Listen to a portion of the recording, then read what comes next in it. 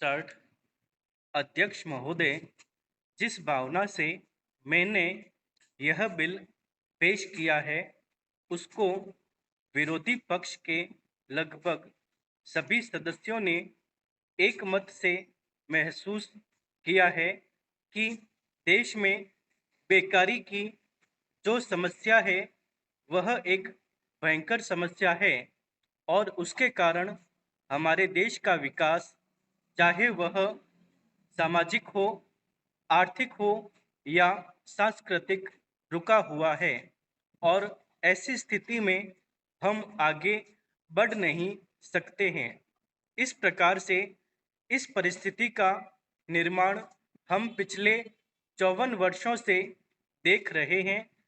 मंत्री महोदय ने यहाँ पर अभी कहा कि राष्ट्रपति इस काम को नहीं कर सकते हैं क्योंकि वह उनके अधिकार के बाहर है। आप राज्यों में राज्यपाल शासन स्थापित करते हैं जब यह देखते हैं कि किसी राज्य में वहाँ की व्यवस्था, वहाँ का विकास ठीक नहीं हो रहा है। जब किसी राज्य में गड़बड़ी फैल रही हो, विकास का काम समाप्त हो गया हो और जिम्मेदारी से लोग काम न करते हों, तो वहाँ पर राज्यपाल शासन स्थापित किया जाता है। ऐसे बहुत से उदाहरण हमारे देश में मौजूद हैं। उसी प्रकार से हमारे राष्ट्रपति हैं और अगर देश में इस तरह की स्थिति वर्षों तक चले तो कोई कारण नहीं है। आपात के रूप में राष्ट्रपति इस देश की सुरक्षा के लिए, इस देश की उन्नति के लिए जिम्मेदारी अपने हाथ में न ले सकें। हमारे भाइयों ने बहुत से उदाहरण दिए हैं कि राज्यों में संयुक्त सरकारें नहीं चली, लेकिन उसके पीछे राजनीतिक हथकंडे थे। अगर कोई राजनीतिक पार्टी जिम्मेदारी से काम नहीं करती तो विधान में यह स्पष्ट है कि राष्ट्रपति शासन अपने हाथ में ले।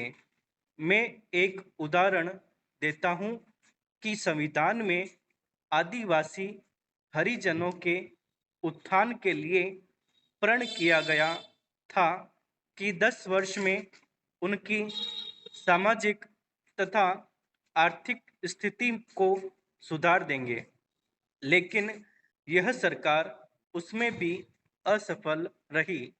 उसको एक बार 10 वर्ष के लिए बढ़ाया गया और दोबारा फिर 10 वर्ष के लिए बढ़ाया गया। इसी तरह से उसको बढ़ाते जा रहे हैं, लेकिन उनकी आर्थिक और सामाजिक उन्नति आप नहीं कर पाए हैं। इस काम में सरकार बिल्कुल असफल हुई है। पिछली बार सरकार पर अविश्वास का प्रस्ताव भी आया था और वह पास होने वाला था। इसलिए मेरा कहना है कि हमारे देश में यह जो बेकारी की समस्या है वह एक बहुत ही भयंकर समस्या है।